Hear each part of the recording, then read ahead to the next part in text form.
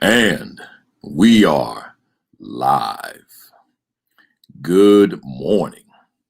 Good morning. Good morning. Good morning. Welcome to week number 52, a full year of the Assistant Principal Leadership Academy. Come on in. Let me know where you're coming from. Let me know how many weeks you've been on. I mean, I don't know if you are going to calculate all the weeks, but let me know if you've been rocking with me for 52 weeks. That's really what I want to know. Who's been with us for 52? We got Ingrid Riato in the building, Demetrius Scott's in the building, Tanya Pugh, Janine Wilkins, I always say all the way from Alaska. Monique Watford is in the building. All the names are coming quick. Rodney Williams, Jacqueline Solomon, Michael Moore, getting ready to become an attorney. I hear the good news, sir. Keep it up. Who we got here? Vanessa Olive, Darren Johnson, Crystal Sanders, Michael Benton.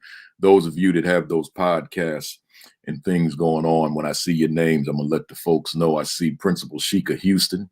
Go to her page, Facebook. Just go right to her Facebook page and see what she's got going. She's got a lot of stuff going on, books, podcasts, you name it. So make sure you check her out. Let's see who we got here. Candace White, Henry Anderson, Char Mills is in the building. Jocelyn Nelson, Freeman. Oh man, it's going so quick. Freeman Connor's in the building. Otis Kitchen, Principal Kitchen is in the building. Sunny Florida down there in Tampa. Jennifer Mapes is in the building. Candace, missed it. Tracy Berry McGee is in the building. Go to her page. She's on Facebook. That's another one of my speaker colleagues. So go to Tracy Berry McGee and check out what she's doing.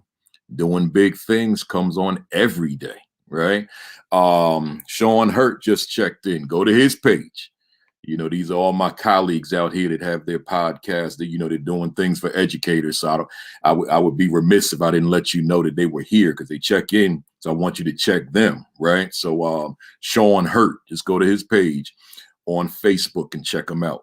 Andrea Seekoff, Josh Tovar. I didn't see you this morning, Principal Tovar. I was looking for you. Josh Tovar has a podcast with 4 of his principal colleagues every Saturday morning at 9 o'clock. Kimberly Wilson, Kimberly Broughton Kafele is in the building. I saw Kimberly Wilson, but Kimberly Broughton Kafele, my wife, week 52, bam. TB Summer is in the building. Ann Hochard is in the building. Delia, I think it's Delia Gadsden is in the building. Who else we have here? Keep on coming, keep coming. And while you come in, hit that share button. There's my guy, Carlos Baggage is in the building. Superintendent Finch is in the building. Tony McClenny's in the building. Lalicia Jessup is in the building. Orlando Gunn teacher Sandra 73 is in the building. Sienna Nichelle is in the building. Let me know where you're coming from. I see we all over the country here. Any internationals today? Dana Lucas is in the building. Sienna Nichelle is in the building. Any internationals checking in this morning? Come on in. Anybody been here for all 52 weeks? Brian Wickham's in the building. Shatasha Shanta Noodle. I know I messed that one up. Is in the building. Sabrina, where did I see that at? I saw something. Sabrina Lindsay Law is in the building. Oh, the names are coming in quick. Candace White, Sharice Anderson. Tayana Wright Bradley is in the building. We got a lot of people in the building, but the building is large. We can fit everybody in the building. So keep coming, but hit the share button. We're on 4 platforms. Facebook, hit the share button on my Principal Kafele page. Those of you on the Virtual AP Leadership Academy page, hit that. Yolanda McKinney's in the building. She said 52 weeks. Those of you on Twitter, hit the retweet button at Principal Kafele. And those of you on my YouTube channel, Virtual AP Leadership Academy, I think you can share from YouTube. If you can, hit that share button, right? We want to get them numbers up. Angie Hammond's in the building. Sophia over Dieppe, I think it is. Golfar WT, Willie Lanier, Vanessa Olive, Richard Davis, Withers Jackson, they're all in the building. And you know something else? I'm in the building too. I'm here and I'm just about ready. We got retired Principal Dot McKeever Jeter is in the building out there in Chicagoland. Allison Geary, Henry Almonte is in the building. So again, hit the share button, hit the retweet. Joe Spliff, you know, Joe Spliff, I got to shout him out. He gets a separate shout out because, see, that's one of my former students, right? See, when the former student checks on, you know, we got to put the spotlight on the former student, right? So it's always good when the former students check in. So good to see you, Joe. Good to see you. It's 11 o'clock, folks, and I got a lot to talk about. So let me close out my shout outs and say to you formally, good morning. Greetings. Welcome to week number 52. That means a full year. Week 52 of the virtual assistant principal leadership academy. And I don't know about you, but I know how I feel, and I'm going to let you know. I'm on fire. That's how I feel. I just wanted to let you know, I'm the presenter. You checked in this morning. I just want you to know how I feel, but I'm not sure you heard me. You know, I kind of whispered that one. Let me wake up the block here, man. I just want you to know that this morning I'm on fire. Woo! That's how I feel. See, and I say that every Saturday morning because you got to have that same fire. In fact, I'm retired. I just speak for a living. You guys are in the buildings. Your fire's got a rage far greater than mine. See, I wake up in the morning, get myself ready, shower, eat, and then come sit right here and work all day doing presentations. You in the building changing the lives directly or virtually, whatever it is. So you've got to be blazing. So we open that way just to remind somebody, if you logged on this morning and you kind of like this here, oh, I'm trying to get through it. I understand that. I really do. But you still got to find that fire because it's somewhere in you and you got to bring it out. So let's go right to the morning message real quick, the motivational message. The motivational message is consistent with the fire. The motivational message quickly is protecting your mental health. I need to repeat that. Protecting your mental health. What am I saying? Let me tell you something. Your mental health is fragile. You know that. Your emotions, they're fragile. Your feelings, your mood, your attitude, oh man, your disposition, they're all fragile. And you got to protect them. You got to protect your mental health. You know, with the pandemic, we talk so much about your physical health and how you've got to protect your physical health. I don't think a day has gone by since last March, a year ago and a month, that we haven't heard about all the precautions you have to take toward protecting your physical health. Well, your mental health, you got to protect that too. It's particularly in a leadership capacity. This is not easy work that you do. It's not easy by any stretch. I did it for 14 years. This is not easy work at all. And just you could go to work and you in the best of moods and just one little thing happens. And now here you are. It brought you down a peg or two, but you got to protect that, right? Because you can't allow situations to do you in. So make sure you put that shield up and you guard, you protect your mental health. But consistent with protecting your mental health, my word of the day / week is healing. Healing, Healing, healing. And I'm saying that you got to find some time in your day to heal, right? Because every day is not a great day. Some days are more challenging than others. Some days are more severe than others. And you've got to make sure that you carve out some time just to allow you to heal, right? To bring it down, right? And go into that meditative mode. And that which got you upset, that which got you outraged, that which got you anxious or apprehensive, right? That which brought you down, then find your quiet space and just go through your personal healing process, right? You got to heal before you step back into that mode, right? So make sure you do so. I would, and as I transition, I was trying to say Kimberly Wilson Daniel before, but she's in the building, and I wanted to make sure I shouted that out because she keeps these notes, man, and what a blessing that's been for all of us that have been on this all year. Those notes, those follow-up notes to the presentation. So that's Kim Wilson Daniel at Twitter, one word, and Kimberly Wilson Daniel on Facebook, LY on Facebook, right? So here we go, real quick. Announcements. Congratulations to all them folks getting these positions. I keep getting emails and inboxes and DMs from folks all week, including today, right? Folks just, seeing fit to say to me, thank you, what you've been giving us, whether it be through the Academy, whether it be through videos I have on YouTube, the interview videos in particular. Folks say thank you, and I say thank you back, right? It means something to me if someone found value in my work for them to take the time out to say thanks, right? So I appreciate that. Keep on doing your thing, folks out there. Next, our overarching question: does my assistant principalship got my words mixed up? Does my assistant principalship benefit my school academically? That's the overarching question. We're talking about redefining the role of the assistant principal, right? This is week 52. We said it's a 55-week commitment, but I already made it public. I'm doing this for 100 weeks, and then we'll see how I feel after 100 weeks, like where I am in terms of my professional work.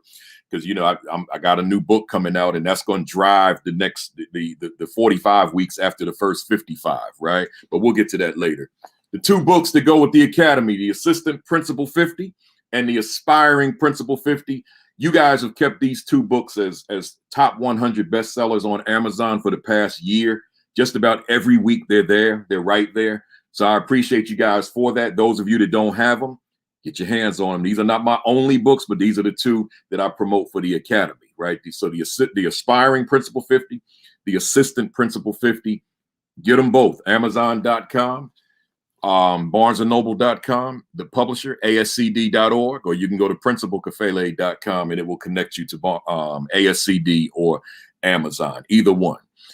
Let's see. I got an institute coming up July 13th and 14th. School Leadership Institute, the 4th annual with Principal Kafele, with yours truly.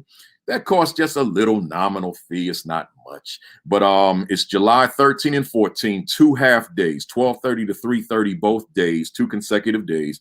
Go to my website, principalkafele.com, scroll down to the announcements, and you will see it right there. Click the link, and it'll take you to Eventbrite, give you all the information you need, and then you can register. And I will see you July 13 and 14 virtually, and hopefully by next year we can get back on location. We used to take this thing in different parts of the country, but now you know what it is, right? Hit that share button, hit the share button, and I'm ready. My announcements are done.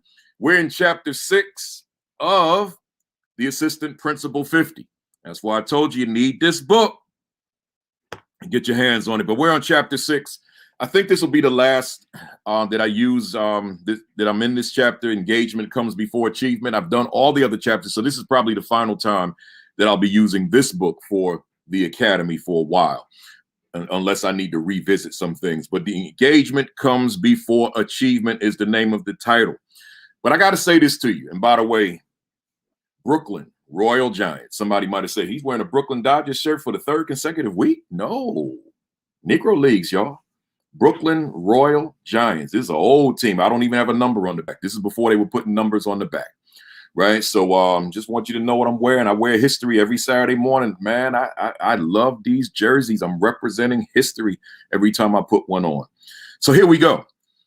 As I was writing my notes, and it was all about, my topic, you see it on the screen, how you start will determine how they end, right? I'm going to explain what that means momentarily.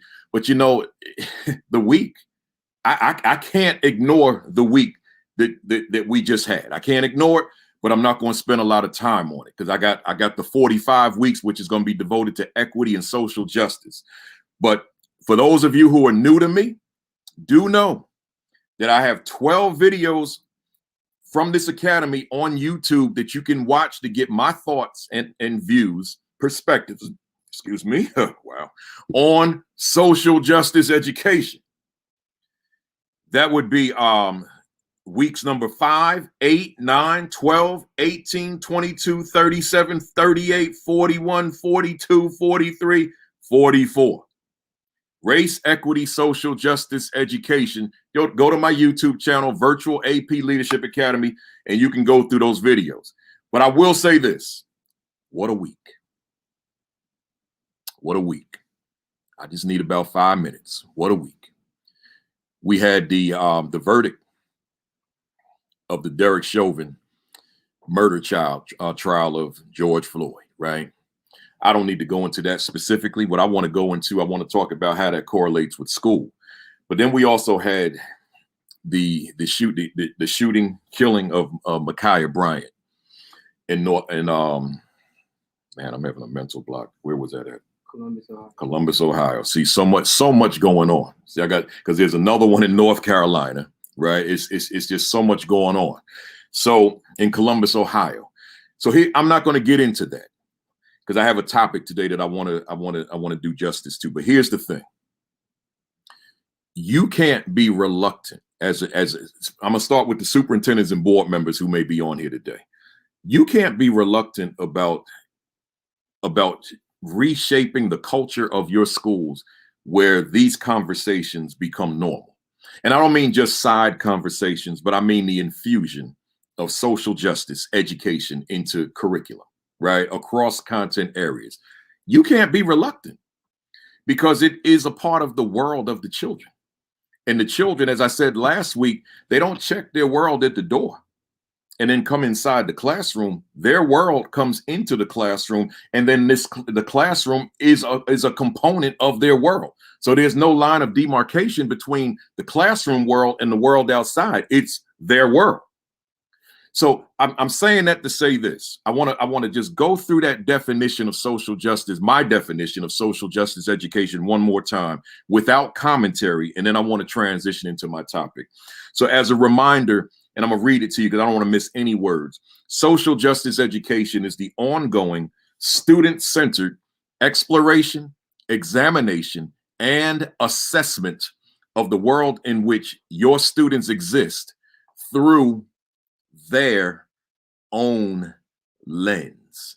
It's an interdisciplinary critical analysis of the world around them with respect to their relationship with it and how they fit in it via their own self-expression relative to issues of social justice, social injustice, and overall systemic, institutional, and individual racism, whether it be explicit or explicit.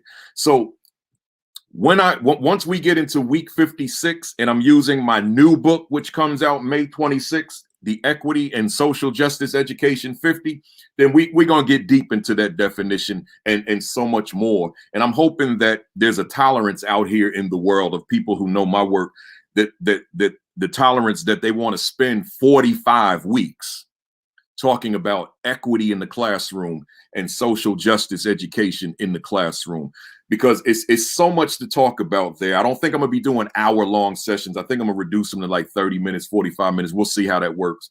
But there's so much to be said about doing this properly. So I want to spend a year in talking about infusing equity and social justice into the classroom relative to your roles as leaders. And that's key, right? So with that said, let's dive into the topic today. We got a lot of time, and I think I can get it all done by 12. My topic is how you start will determine how they end. Do me a favor, folks, hit that share button, hit the retweet, or tag somebody, or share to those groups you belong to. Wake somebody up, call them, right? Text them, whatever it is, but let them know it's that time. For the past year that we're talking leadership through the lens of the assistant principal. So how you start will determine how they end. You, I'm talking about you. They, I'm talking about your students, and to a lesser extent, your staff. So what I want to do today is confine this entire discussion to what happens relative to your leadership prior to instruction, right? What happens in your school relative to your leadership prior to instruction? That's where I want to focus, because I think about that time between when you set foot on campus and in your building, assuming that you do that early. Now, if you're one that school starts at 8:30 and you rolling up in there at 8:20, then that's a whole other discussion we need to have. I'm talking about those who show up very early. And I already know the reason that you show up very early, because there's a whole lot to be done. Right? So I want to confine my discussion to that time between that early hour that you appear, that you arrive, and then I want to go to the end of the day, what that looks like. So I'm not going to talk about anything that happens throughout the course of the school day. We've done that for 51 weeks. Let's talk about prior to, because that's significant. So when I say that prior to, we're talking about the climate and culture of your school even before anybody's in the building. Because what you do prior to has implications for the culture of your school. It has implications for the climate of your school. So what I want to do, I want to take the liberty this morning of speaking to you as if you were principal, right? So hear everything I'm saying through your assistant principal ear.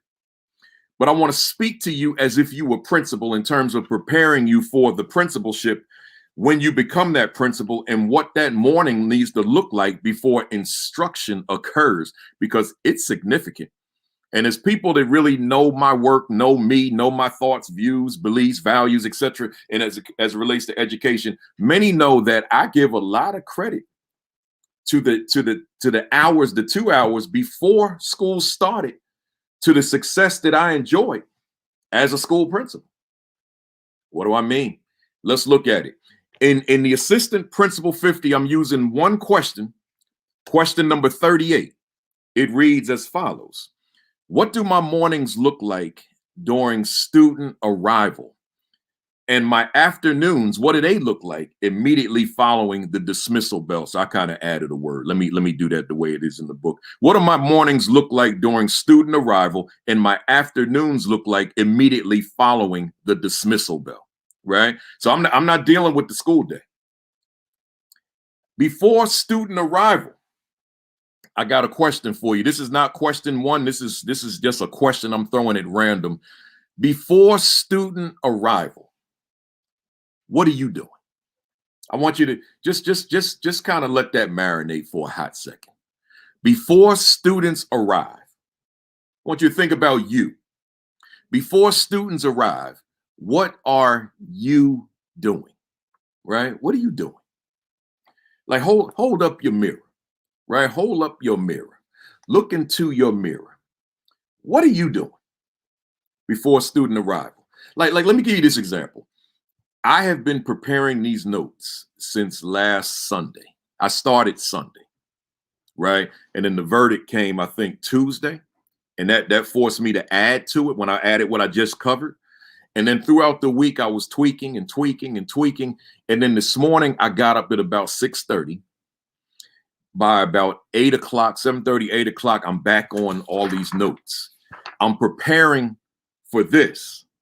So I'm not even talking about this now. I'm talking about everything that led up to it. See, it's not me getting up and now let me wing it for an hour. No, I take it seriously. You know, so before student arrival, what are you doing? So I want to give you, I listed some salient points in terms of things you should be doing. And I want you to kind of reconcile within yourself, is what Kafele said in terms of these points he's going to raise, are these consistent with my reality? Again, prepping you for the principalship, but even within your assistant principal capacity, is it consistent? So here we go. First one, early morning walkthrough of the building, right? One might say inspection of the building, but I don't like, for some reason, I don't like that word inspection. I can't even put my hand on it, my finger on it, but early morning walkthrough of the building. So in other words, walking through, checking on classrooms. This is an empty building now. Bathrooms and just the overall cleanliness of the building. Now, I want to make a distinction on this one. When I was a principal, anytime I was in a new building, so I led 4 different schools over my years of principalship. So those beginning years, and when I had custodians that I wasn't quite yet comfortable with, then I spent a lot of time on this first one. I'll call it letter A, early walkthrough of building, because see, the custodian is new to me and I'm new to him or her. And they may not necessarily understand my expectations just yet, that I really don't want to see a speck of dust, that I really don't want to see a particle of dust. I mean, and that's just me. I'm not asking you to lead like me. I'm not asking you to be me. This is just me on that. So I'll do the white glove test, right? To make sure that there's no dust on my finger through the glove, right? So I'm checking. When I go into the bathrooms, even though it's an old school, even though there were different standards of bathroom cleanliness before I got there, I cannot, and I hope you guys can handle this word, I cannot smell the stench of urine, right? That's an absolute no-no. I cannot smell the stench of urine when I walk into that bathroom. If I do, then there's a problem between myself, the head custodian, and whomever was responsible for that bathroom, right? I can't. I'm going to treat the school like it's a hotel. I'm going to treat the school like it's a 5-star hotel. That's how I'm going to do it, because I've never been in a new building. I don't know what that is. I'm used to being in these old crumbling buildings. That's what I'm used to. But even though it's old, crumbling, holes in the roof, water leaking, if Joe is still on here, he knows what I'm talking about. I remember one year with standardized assessment, we got buckets in all the rooms. It's raining, and it got all these roof leaks, right? So that was very discouraging, and nobody could fix them because the building was so old and falling apart and all that. So, but I'm still going to work with what I have and make sure that I can get the most out of it. So I'm going to treat it like a 5-star hotel. So I'm going to walk through the building and ensure that it is up to my standard. So I'm asking you, are you walking through your building ensuring that it is up to your standard? See, I can't roll up in there 15 minutes before school, 20 minutes before school, 30 minutes before school and get this done. I got to get there a couple hours early, right? Because what the students and staff are going to walk into every day matters to me. So, I said I wanted to make a distinction, because as I get to know the head custodian, and as the head custodian gets to know me and understands my standard and expectations, and as the crew, the custodians, get to know me and understand my expectations, even if that ticks them off, that I don't care about, right? All I care about is this school ready for these children. So now, and when I say tick me off, ticks them off in terms of me just being a stickler for perfection. Perfection doesn't exist. No one's going to be perfect. So therefore, it gives us a target to aim for every day. So now, what I'm going to do, as we get to know one another and as trust is established, I don't have to look over a custodian anymore, over the shoulder of a custodian anymore. I don't have to do that, because now I can put full trust in my head custodian to ensure that the crew is getting it done the way I want it done. See, but I'm saying initially, as I'm new to a building, then I have to establish myself in terms of what I expect. So I'm going to do that walkthrough, because see, when I walk through a classroom, as much as I'm going to hold children accountable for picking up after themselves, I still need a perfect classroom in the morning, as close to perfect as possible. I can't have debris on the floor, right? I can't, I need the chalkboards washed back in them days, right? So I need the boards washed. right? I just need everything to be right. Unless the teacher left instructions, don't touch the board. That's another, that's, whatever it is. So I'm saying here, as a part of my routine in the morning, I'm gonna do a walkthrough. But even when I have that trust, I'm still gonna check out my building. I know there's no human element, right? A simple good morning. I'm gonna do that. Why? Because it contributes immensely to the culture of the school, right? Letter C, class coverage and substitute teachers. Oh man. And I could easily put that one first. It's just that I want to give my head secretary a little bit of time to get there. But that is a priority. We got to find out who's absent today and who's covering today. That's got to be done. You and I can't fumble around with that later in the day. Of course, things change, things arise, and secretaries or whomever's in charge may be making adjustments throughout the course of the day just based on situation. But I want to have a handle on that far before the students arrive to school. So I'm saying to you now, hey, assistant principal out there, hey, principal out there watching, hey, aspiring principal who wants to be in this chair one day, do you ensure that class coverage has been taken care of? Do you ensure? Do you go over your list of absentees, staff absentees, early in the morning, so that you know what you're up against, what the challenges will be? Because you could go through your building doing all the other things that are necessary, not realizing 10 teachers called out sick today. Now you got a problem. You don't want to come into that information, and it's time for the students to come into the building. Your homeroom teachers are absent. You got to be on top of that early, right? That speaks volumes to your planning and organization. Hit that share button for me, somebody. Hit that retweet button for me, somebody. Next, we'll call this letter D. Touch base with your APs. Told you I'm talking to you today as if you were the principal. You got to touch base with your APs, man. You got to talk to them. My expectation, and we'll talk about this when I get to after school, when you have the debriefing.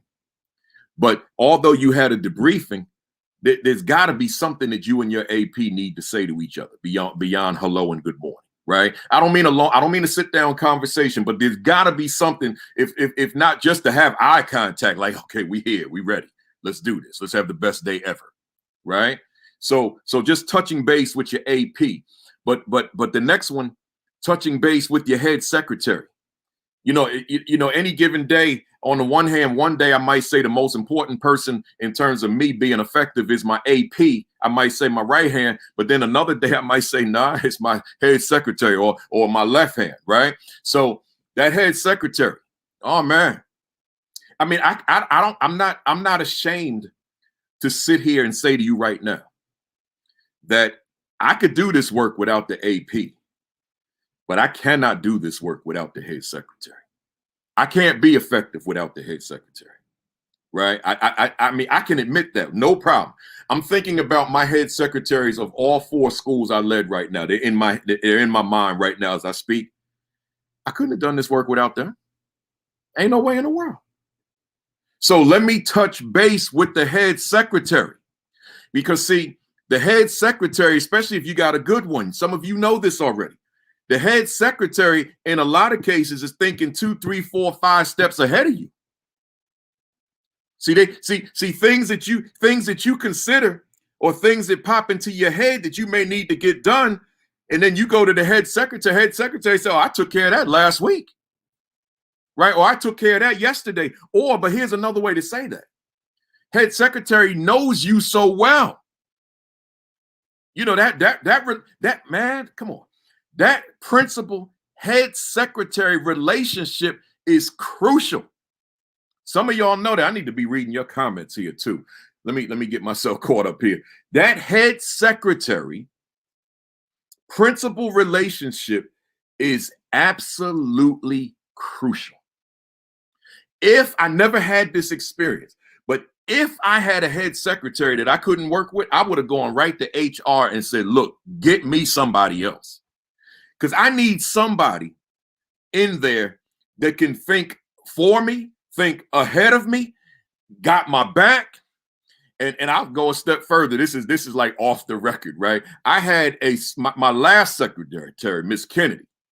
She would tell me all the time, and I got you on the prayers too, right? Miss Kafele, I pray for you every morning, right? And then when I would fly, Principal Kafele, I already prayed for you before you even got to the airport. See, so when you got that kind of secretary, see, not just someone who's thinking ahead, just thinking ahead of the game for you, getting it done for you, going the extra mile, taking the initiative, but also your prayer warrior. But think about, on the other hand, you got a secretary that's working behind your back, sabotaging you, undermining you. See, and if I never detected that from any secretary that I ever had, but imagine that you did. Man, I'll be on the phone, HR, yo, I need a new secretary like yesterday, because that person is so critically important. And I'm seeing from your comments, you guys know that person matters, right? So let's keep moving. So I said, touching base with your head secretary. Now here's one you may not have thought I was going to say. Touching base with the kitchen staff, particularly the person that's in charge. Yeah. Kitchen staff. I never had a day where I didn't go upstairs to the cafeteria and check on that kitchen staff, right? Because I got to make sure that that's straight. I got kids coming for breakfast. I got to make sure that everything is straight. And obviously lunch. So I got to make sure that there are no glitches. So I'm checking on them as well. What if the kitchen staff is not there? They're absent and I don't know it. Right? Or what if they're shorthanded and I don't know it? And whatever the implications it could have for the school. So because here's the question I asked. Before student arrival, what are you doing? Right? So now I'm making sure that the building is ready to receive students. So the question I'm asking you every day is, your building is your school student ready? Is your building student ready? And I know that a lot of you are still hybrid or virtual. I get it. I know that. But you ain't going to be that way forever. So I got to speak to you as if we're going to be back in them buildings, because I have to believe we'll be back in them soon. So touching base with the kitchen staff. Emails. Let me say, I'm a little funny about them emails. Before school, with all these things I just delineated, I ain't got time to be reading no emails. But guess what? Somebody invented these cell phones, right? And I'm told it's somebody African-American that played a significant part, but I digress, right? That's when we dealing with that history and social justice and so forth. But now, I mean, if I have to check email, I can walk around and do the things I'm doing. I can still go to email. See, I can do it here. I don't have to sit in my office and misuse time going through email. I can take the email with me. Tablet, phone, whatever it is, right? And then lastly, parents. And when I wrote this, there was a part of me that said delete this, because this could take me somewhere where this presentation it gets longer than I want. Oh, but here's the thing: I'm doing a keynote in Ontario, Canada, at 12:45, so I won't be on here too long. Right? I got to prepare for that, change clothes, so we good. I'm not going to be too late today, right? So here, I'm not going to Ontario now. I'll be sitting in this same chair, right? So anyway, let me talk about the parents real quick. I learned very quickly as a principal, I can't be optimally effective as an instructional leader in periods 1 and 2 if I'm trapped in my office having parent meetings. I can't do it. How am I optimally effective with being an instructional leader during periods 1 and 2 if I'm in my office having a meeting with parents? I can't do it. So therefore, I had to teach my parents. I had to train them. And this is the area where I said, let me I'm gonna try to do this real quick. Back to school night. See, I decided back to school night cannot be the traditional back to school night where the parents come in the evening with their children and they follow a schedule, meet with all the teachers, and then they go home. I said that's good for them, but it's not good for it's not optimal for the school. And here's what I mean. I said, I'm the leader. I'm the principal. At what point do I talk to the parents? The teachers are talking to the parents, but when does the leader talk to the parents? I said, so let me restructure this thing. And instead of saying to parents, we have a window from say 6 to 9 or 5 to 9, whatever it was, let's say, parents, I need you all there at 7. Let's pack the gym, standing room only, and let me spend an hour with the parents, giving them everything I need them to hear, which includes the need for me to be instructional leader in periods 1 and 2. That I can't be confined, trapped, or imprisoned in my office during that block of time having parent meetings, because I need to be in those classrooms ensuring that your children are receiving a world-class education. Guess what? We pulled that off. They just needed to hear that. And now I'm able to build in parent time at different times, whether it be very early or later in the afternoon, so that I can be that instructional leader that I must be to ensure that achievement is occurring within that school. Right now, I said something in about 3 minutes that I need a solid 30 minutes to really explain what I wanted to do. So that's for another time. We'll build that in another presentation. But the point was, parents. I'm not going to spend that time before school, all that time with parents. If I could sneak in a quick meeting, fine. But that time from, say, if school begins at 8:20, I'm not spending time from 7:20 to 8:20 having parent conferences. No way in the world. Let me tell you why, which transitions me to student arrival, right? Everything we talked about thus far, that was before the students arrive. Now they're arriving. Where should you be? Well, Kim Wilson Daniels out there. I got 12 questions today. They're quick though. Number 1, where am I and what am I typically doing as students are arriving in the morning? Right? Let me read that to you again. Where am I and what am I typically doing as students are arriving in the morning? Let me give you like 5 seconds. I want you to just let that one marinate too. What are you doing when the students are? Just picture yourself. Those of you who are in the building, those of you who are not, before the pandemic, if you were in administration, what are you doing? Right? When they're, where am I and what am I doing as students are arriving in the morning? Let me answer it for myself now. Now, let me tell you what you should be doing. I'll get to me later. You should be out there greeting them as they arrive. No student should be coming into a building.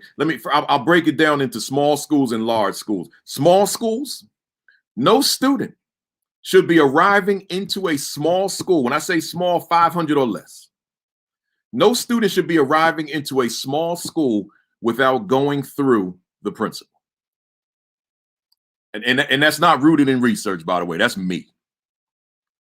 But I happen to know the implications that has for the culture of the building and achievement levels of a school. When the principal, the leader, the chief, the CEO is out there giving them a warm greeting, a warm hello with a smile, and calling them by their name, personalizing the greeting.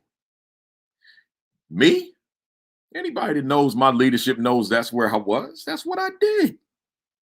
It's all I know. I don't know any other way. Gotta greet them. Now, you're in a large school, big mega school, using several different entrances, then gotta have somebody on those doors. But I'm gonna tell you something. I don't necessarily need my entire administrative staff on the doors. I'm looking at personalities. I need some of the most charismatic, bubbly, warm individuals to greet those students as they're coming in. I don't need anybody grumpy greeting students in the morning. I need somebody who's upbeat, someone who's positive, uplifting, that's going to greet them as they come in the morning. That matters. So again, where am I and what am I typically doing as students are arriving in the morning? Right? Greeting students. Right? That's it. That's why everything I talked about before student arrival, what am I doing? That's before they arrive. But now that they're arriving, You got to be out there meeting them. And I don't meet them inside the building at the front, in the front entrance. I'm outside. I'm outside. So, number two, why do I engage in whatever it is that I do during student arrival? So in other words, if you're outside greeting them, I'm asking you, why do you do that? But if you're not outside greeting them, then I'm asking you, why aren't you? Right? Why are you doing what you're doing as opposed to being outside greeting the students? That's what I'm asking you. Right? So there are no excuses, because we're talking about a school with real live children, real live human beings. And those schools, those urban schools in particular, that have metal detectors, and thereby your security that's standing near the metal detectors. I'm not having metal detectors and with security greet the students. That's the first thing they see. I don't have any problem with the security if the security is on board as a team member. Now, if security is just acting as I'm just security. I'm cold, and all that kind of stuff. That's different. But that wasn't my security. My security, that was just their title. They did much more than security. I wish some of them were on here right now. We could vouch for it, right? So then I don't have a problem with them being a part of that greeting. But I'm saying to you, you still got to be a part of that, a major part of it. Number three, is greeting students as they arrive in the morning an inherent part of my morning routine?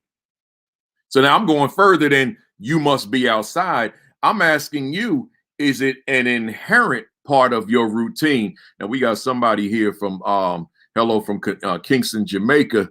I appreciate you, Nicole Burrow Lee. I don't know if you vacationing in Kingston or if you live there, but let me say this real quick and I'm gonna get back.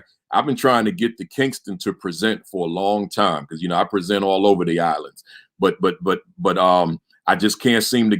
I get invited to come to Kingston all the time by important, influential people, but it falls through. If you got some influence to get me to Kingston, right? I'm ready. I'm ready to get on the next jet, right? Enough said. So here I say, is greeting students as they arrive in the morning, number three, an inherent part of my morning routine? So now I'm going beyond you need to be out there. I'm saying it's got to be who you are. Like there's no thought to this. This is just who you are, right? Like when I just did my hands like this, I didn't say to myself, do your hands like this, Kafele, for effect. No, I didn't do that. That's just who I am. When I get excited about a topic, that's just who I am. Doing that, I'm not thinking about that. So is being outside, is that just who you are? And number four says, if so, why so? Let it soak in, let it marinate. If that's who you are, why is it? Like, how did it become you? I want you to think about that, because you gotta, whatever that answer is, it's gotta drive you even during tough times, right? Even when the weather's inclement, it's gotta drive you. So if so, why so? But I got a part B to that, number four. If not, why not? If standing outside greeting your students is not a part of you, then I got to ask you, why isn't it? If it's not an inherent part of you, why isn't it? What is, talk to me. Put it right in the thread here. What is it that you deem to be more important? Talk to me if there's somebody. I hope there's nobody going to tell me anything, right? But what is it that you deem that, I got something way far more important than greeting the students? Talk to me. No, as they would say outside, holla at me. Holla at me. I need to hear that, right? So like Superintendent Finch said, it shows you care, right? We could go on and on talking about why we need to be out there. But number one, it shows you care, and it allows you to exhibit your leadership, not your authority, but your leadership, right? You leading by example when you're out there greeting students, especially when it's 0 to, y'all down there in the South, y'all don't know nothing about this, but when it's 0 degrees, 20 degrees, and there you are wrapped up with your scarf and your hat, you buttoned up, and you still greeting them, you still high-fiving them with your gloves on, all that kind of stuff, right? Let's go on to number 5. So, matter of fact, before I get to number 5, let me give you the backdrop. So now all the students are in the building, and they're in homeroom or their classrooms at the elementary level. It's time to get started. But before we get started with the day are the morning announcements. And that takes me to number 5. What is the purpose of our morning announcements? So what is the purpose of your morning announcements? Why do they exist? What's the purpose? Because if they don't have a purpose, then you may want to reevaluate why you do them. What's the purpose? They got to have a purpose. So for me, matter of fact, I don't even have to get into my purpose. It'll unfold as we keep going. So again, number 5, what is the purpose of our morning announcements, right? And then number 6 says, what are our morning announcements comprised of? See, I can get into purpose on number 6. What are they? Matter of fact, number 6, 7, and 8. What are they comprised of, right? And I don't want to give commentary just yet. What are your morning announcements comprised of? Like what's in them? Because as a consultant versus a speaker, as a consultant, I get to sit in schools or stand in schools and listen to the morning announcements. And sometimes I got to do a SMH, like shaking my head. Sometimes it's a SMDH, right? It's like, really? Right. So I'm saying here, somebody said, what's that D stand for? Right. We'll leave that one alone. So I'm like, man, they're missing a golden opportunity here. Right. So again, what are our morning announcements comprised of? What are your morning announcements comprised of? Because I'm telling you, hear me, somebody. I mean, hear me. Let me bring it down on this one, because I don't want nobody to miss this one. Your morning announcements can raise your achievement levels. Your morning announcements can change can completely, drastically alter the culture of your building. Your morning announcements can alter the trajectory of students. Your morning announcements can be that powerful. So I'm asking, what are they comprised of? And in number 7, I'm asking, are your morning announcements student-led or adult-led? Now, I'm going to dwell on that one for a second. Are your morning announcements student-led or adult-led? And I'm going to tell you right now, whether you be elementary, middle, or high school, if they are adult-led announcements, you need to scrap that immediately. If it's the adults that are, whatever those announcements are, if it's the adults who are making the announcements in the morning, not children, you need to rethink that. You know, that new yet tired word, you need to reimagine it. You know, I hear that word so much now. It's like, oh my God, I feel nauseous because people use it so much. We need to reimagine this and that, right? I say, no, don't. I was listening to a guy last night, and he said exactly how I'm thinking every time I hear it. No, don't reimagine it, redefine it, right? So here I'm saying, it's got to be student-led, because the children in the school are going to hear their peers much better than they're going to hear you in terms of announcements, right? So let me give you an example of what I mean by that. Number 8, I'll read it, and then that's where my example will be. What role does the school mission and vision play during the morning announcements? So now let's talk about the difference between a student reading the school mission and the adult reading the school mission and vision. I never read the school mission and vision over the PA system in my life. I never did. I don't even know what that is. And here's why.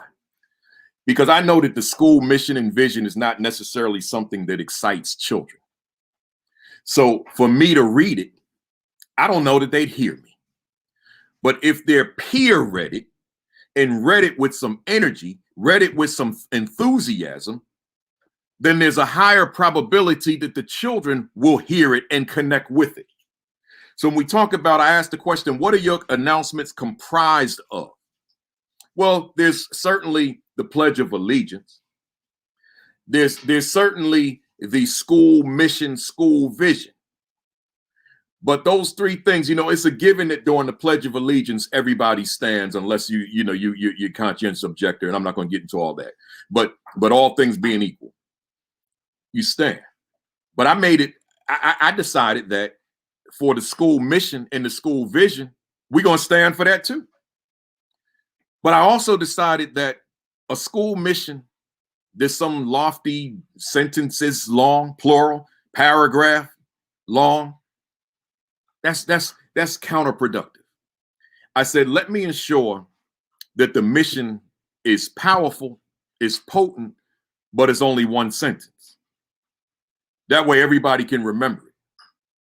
But it makes the point at the same time because it's powerful and it's potent. So one sentence led by students. So now the entire school is standing, one student, repeat after me. And then says the mission, now the school says it. Then the one same student with the vision report, different student, repeat after me. And then the student body and staff, students and staff, including support staff, anybody in that building, including myself, we all recite. So if we're in session for 180 days, we're going to recite the mission and the vision 180 days to start the day. And then whatever announcements need to be made that are relevant to the school, and that could be just, infinite in terms of whatever the topics are, right? So those announcements come down, but students read them, not adults. The only time an adult spoke, which will take me to number 9. What role do I play during the morning announcements? Meaning you. What role do you play during the morning announcements? See, the only time an adult spoke was me, the principal. Never delegated it. Not some other adult, including the AP. Just me. See, the announcements, I don't need to be a part of that. And if someone noticed that I didn't mention birthdays, there's a reason. We're going to come to that in a second. See, once we got the announcements out of the way, it's time for the leader of the ship. That's you. It's time for the leader of the school to give your message. I cannot overstate how significant that is. I cannot overemphasize how important that the student hear your words are. Oh my God, they've got to hear you. And I don't mean you getting on there with some cliche, have a great day, right? I don't mean that. I mean, what's in your head that you feel that your students need to hear that you haven't said to them? Because when you're home and you're thinking about your kids, you're thinking about a lot of things. When you're driving to your school or whatever your mode of transportation, I know you're thinking about your students. And if you're not, I would question why you're in this business, right? So you're thinking about your students. So my question to you is, are you using your platform as principal to convey to them what you're thinking? The high point of my day, I wish I had some of them formers, because I don't know if Joe is still on here, but the high point of my day was when I took that microphone. We're going to use this mirror as a microphone right now. When I took that microphone and I brought that thunder, as the kids would say, brought that heat, that fire to the school to start the day, my message. Because that message serves a purpose. Remember about a half hour ago, I talked about what is your purpose for the announcements, but I'm talking about the message. My purpose was to lay a solid foundation for the day. My purpose was to set the tone for the day. Show me a team in sports where the head coach doesn't have the final say on game day. Show me a church service or any religious service where before the congregants go out to serve, that the pastor doesn't have the final say. See, the pastor's not the speaker per se throughout the service or whatever the religious affiliation. That's other people who have their roles. But it culminates with the sermon. And then the sermon says, now we've completed the service. Now you go out to serve. Well, it's the same thing. We're in school. You bring your message. Now the teachers can serve. Do you see the parallel? So I'm saying to you as principal, as assistant principal who is working toward becoming principal, no day can exist where you don't bring your message to your students. And if there's a principal watching me right now, and if you're not bringing a morning message, even virtually, I'm going to say to you respectfully, shame on you, and you got to fix that. You are the captain of the ship. You are the head coach. You are the leader, and you must deliver some kind of message to your school that lays a foundation for success, that sets a tone for success, because you know as well as I do that you've got some students that have some heavy duty challenges on their plates, and thereby school may not serve or bring the same relevance for them that it brings for you.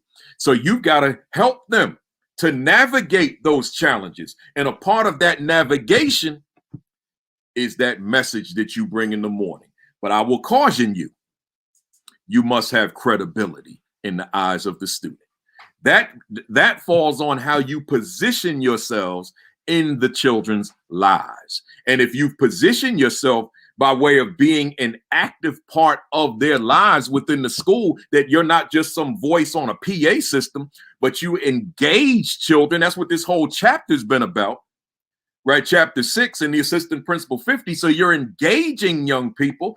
Now, children, there will be a higher probability that they look forward to hearing your message, right? There's a higher probability that they look forward to hearing from you. But see, but if you're like some stranger in your own school, and trust me, I know this. If you're a stranger in your own school and youngsters don't really know you, then just because that you have an ability to articulate your thoughts, it doesn't mean that they're going to receive them, because they don't know you. They've got to know you. See, that matters, right? So, but you got to deliver your message. And some days may be longer than others, because it depends on the whole circumstances of your school. Certain days I could go short because things were smooth, right? Other days there are things happening in the world. There are things happening in the school. There are things happening in classrooms, and I need to go a little bit longer, whatever it was.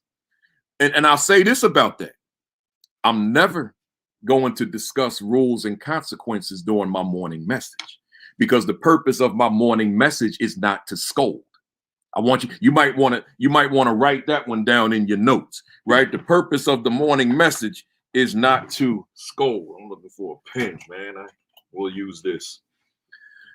The purpose of the morning message, you might want to write this in your notes, is not to scold. The purpose of your morning message is to uplift. So if I need to scold, if I need to talk about things that upset me, that disappointed me, I will find time to do that at some point, but I will not launch the day with it. Because whatever may have upset me, it wasn't the entire student body that upset me. So why should I take it out on all of them? No, I'll deal with that later. But for now, I want to make sure that my message is uplifting, that my message is inspiring, that my message is empowering in the morning, right? So we're talking about the role of the morning message. So number 10 says, do I deliver a morning message to launch the day? So if so, what is my intent? So I'm asking you, because I gave you mine. What's your intent then? You're doing this for what reason? So I said to you the birthdays. I didn't mention that before. In my old days, I had the students announce the birthdays, right? And I told you some weeks ago, a part of my, let me stay on the birthdays for now. But somewhere along the way, I took that from the students, and here's why. And this is just personal. I'm not encouraging you to do this. This is just because I knew my impact. I'll be frank with you, because I was kind of beating around the bush. And I knew that when I announced the birthday, I was going to put this extra heavy duty fire into announcing the birthday. And it got to a point where the students knew I had the birthday list. They knew I had it, but they never wanted to take a chance that I may not have it. So they would, so every school I led, when I first got there, they would say to me, could you not mention my birthday? They would go out of their way because the culture didn't allow for it yet, right? See, you got to change culture. So they didn't want to be put on the spot like that. They didn't want to be embarrassed in terms of the way I went about it. But then once the culture shifted, now it was Principal Kafele or Mr. Kafele, as they coming in the building in the morning, don't forget today's my birthday, right? They all accept. I said, oh, why? I would play with it. Like, why are you telling me that? You know why, Mr. Kafele. So now, I get on the PA system, and I went crazy with it. It's such and such birthday, and just going wild with it for about 30 seconds or so. And if I had multiple birthdays, then we just gonna do it because I knew the kids felt good about that. And that might have been one of the strongest birthday greetings that they got. And I knew that mattered. You think about your own birthdays. You know how you feel when people forget your birthday at your older age. You know how you feel. So I wanted them kids to feel special. So I took that and I put all that fire into it, right? But on the other hand, as a high school principal, told you guys many weeks ago, I read the first paragraph to them college acceptance letters, and I read them like those were my own kids, man. I put some thunder into reading them letters. Just the first paragraph. I remember when them kids my students, they first used to say to me, Mr. Kafele, I got accepted to these schools. And they show me the letters. They said, but don't read this over the PA, right? They were always, don't read it. But then the culture shifted. Mr. Kafele, I got accepted to XYZ schools. Can you read this over the PA? See, the culture changed. See, so when you change the culture, then students could be their authentic self. They don't have to have them shields up, right? But that's leadership. See, we talking about things that happened before school, y'all. We ain't even get to the teaching and the learning yet in the classroom. All this is so significant. So you got to make sure that you take that time before school and make it an inherent part of what you do, that it matters, that it counts. Let me keep going. So you got your birthdays, you got your purpose, and then your message has got to be relevant. See that which seems good to you, you got to now consider your school, but is this going to fly with them? See, is this going to fly with them? Because see, it might be something you like. But you got to consider your population, right? Is it going to fly with them? And you've got to always consider who your students are and what type of message they need to hear, right? It's interesting. You had several rappers that made their transition, right? That died recently. And let's say as a principal, you might not like the rappers, DMX, Black Rob, Shock G. You may not. Matter of fact, not only these may not be rappers or artists that you like, you may not even know who they are. But I'm gonna tell you something. It becomes incumbent upon you to know their worlds. Because I'm gonna tell you right now. Now I don't have any DMX songs. I don't have any Black Rob songs. I don't have any Shock G songs, right? But I bet you better best believe that next morning I would have been on that PA system talking about it. Oh yeah. My students can tell you that. Oh yeah, right? I got to be relevant. I have to be relevant because they're in mourning right now. Of course, this generation is not the DMX generation, but they know who he is, right? But see, when I was principal, that was their generation. He was contemporary. So now I can't pretend like okay, that's not relevant. No, it is relevant, right? Because your students are your students in their real world. I need like another hour to talk about that though. I almost wish I didn't bring it up. But some of y'all hear me. Others, I probably need to spend a little more time because y'all gonna be sending me emails. You need to talk to me about that one, Kafele. You kind of threw a curveball. Like, what do you mean? Right? I know. Don't worry about it. You be all right. Listen, I'm almost done. Number 11. Do I have a need to say anything to my students before dismissal? Before dismissal, like, what, man, what's Kafele talking about? Before dismissal? Yeah. School, let's say hypothetically, school ends at 3 o'clock. The dismissal bell rings 3 o'clock. My school, no, I'm gonna be on the PA at 2:55. Yeah, every day. Y'all better get it in before 2:55, because at 2:55, I'm taking ownership of the school again. I'm taking the wheel, right? Because they're leaving. And I got that parting message. As you leave this afternoon, remember, you are representing North Tech. You are representing your principal, Principal Kafele. You are representing your teachers. You are representing your parents. But most importantly, you are representing yourselves. Remember, do not misrepresent as you travel home. And then when you get there, make sure that you engage in not less than 2 hours of study and homework, etc., whatever's in my head that day. I mean, I'm gonna give them parting words. And then people would stop me on the street. Hey, Principal Kafele, we always know your students when we see them. I knew what they meant, but I played like I didn't. How you know? Man, they just carry themselves differently. Yeah, that's because we shifted the culture. And you got the leader giving them closing words. Hey, somebody out there, you giving them closing announcements? You giving them closing announcements? I see you, Chanel. That's all right. Are you giving them closing announcements? You got to give them something before they go home.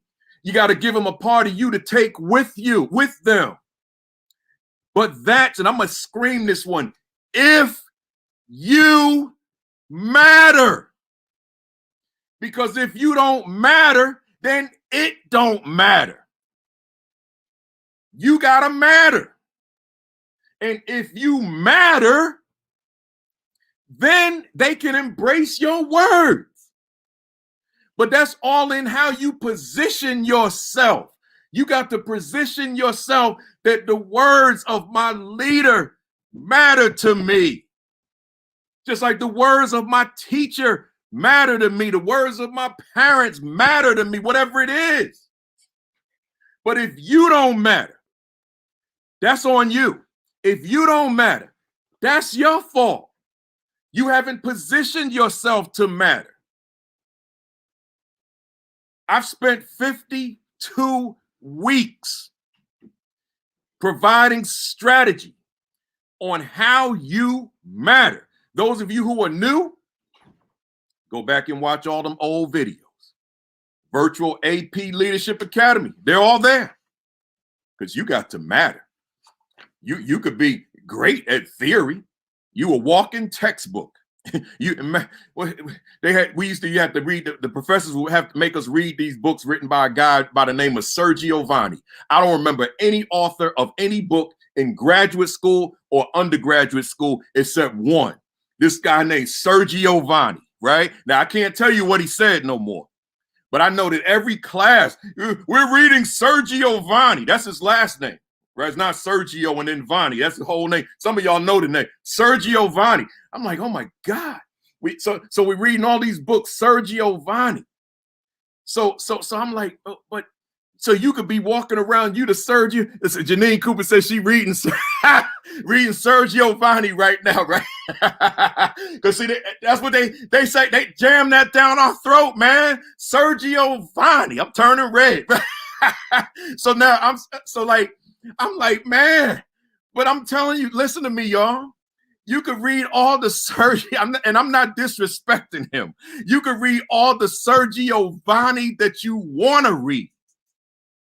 But if that doesn't translate into you positioning yourself where you matter, because Sergio Vanni ain't talking about DMX now, right? See, we talking about you being successful in this century, in this year, in this time, with the students that are enrolled in your school.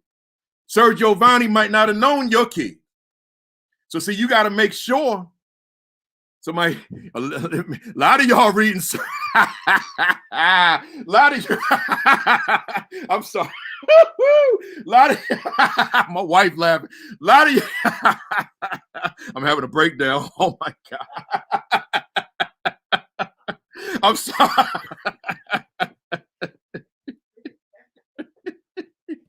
Like, I wonder if my man Vincent Starr is on here. A lot of y'all, listen, y'all, you got to go past that, right? I'm crying. Y'all, forgive me, y'all. I'm trying. I got to keep it serious, right? So I'm saying to you, make sure that you go beyond the textbook. You can't be just a walking textbook, right? you got to know children. I'm done, y'all. Look, number 12. I told you I gotta speak in Ontario, Canada in a few minutes. So you know I ain't gonna keep you on here. Sean Rivers said, sure. Thomas Sergio. Oh, Stallings, you there, right? So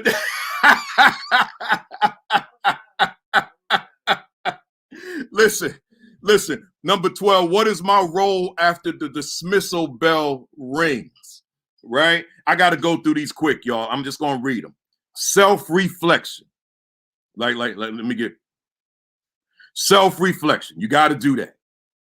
Post-observation conferences, right? Because you maybe you were in classes, you were engaging with children, you didn't have the time to have the post-observation, but you got a culture in your school where teacher doesn't mind that we could have it after school, right? Immediately following, right? So post-observation conferences, parent meetings. We're talking about after school. Debrief with the AP. Now that's in depth. Emails. Now you can go to them emails. Student activities. You got all these activities going on in the school, extracurricular. We talked about that 2 weeks ago when I had that red background. Remember that? Right? Well, you got to make sure that you're showing up in those spaces. Whether they be outside of the school, you can't be at all of them, but you got a lot of activities in the building. Well, be there. Be there. That matters. That matters. That matters. Right? So student activities. And then lastly, this is a big one. Know when to shut it down. Oh man. Know when to shut it down. See, because you could wind up working into the night and then you bring it home and you working at home. And then you're dreaming about it at sleep. So you're not even getting good rest. And then you wake up in the morning, you back at it. That's how you get yourself into. Remember we talked about mental health this morning, right? So, but physical health. So now mental and physical health could suffer. So you got to know when to bring it down, when to shut it down. You got to know when, and you got to do it. You got to discipline yourself.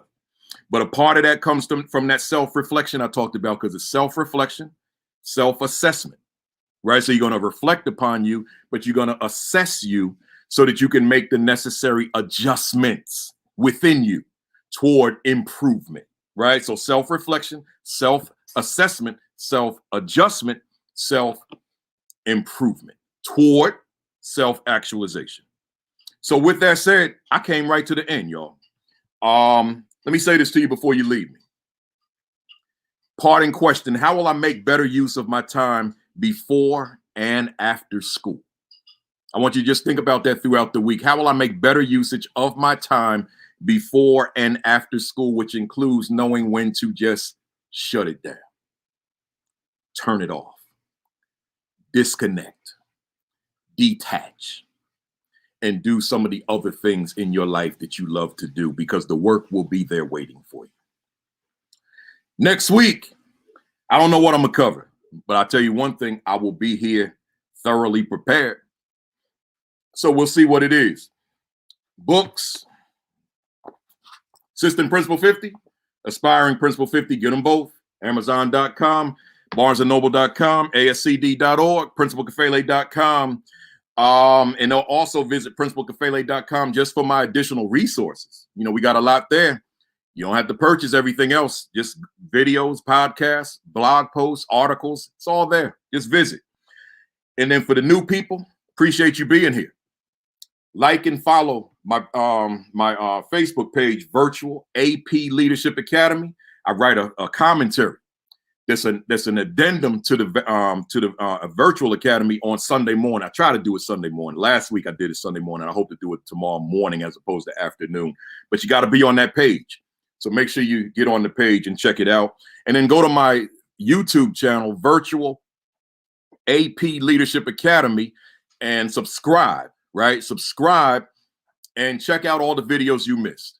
There are 52 altogether now. That means we've been doing this for a year. Today makes a year. The anniversary will be the first Saturday in May, but this makes a year.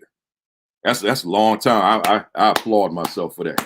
52 weeks. It was supposed to be 18 weeks, and we went 52, but we going to 100. So let me close out by saying this to you.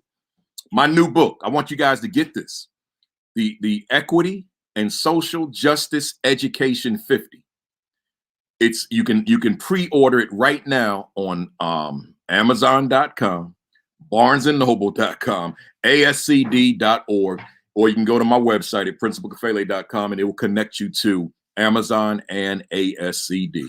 Pre-order it now, because I expect that the book is going to sell heavy, right? So pre-order it now so that you can have your money in, and then when it comes out on May 26th, it'll be sent right to you. So again, the Equity and Social Justice Education 50. It is a book for the current times, right?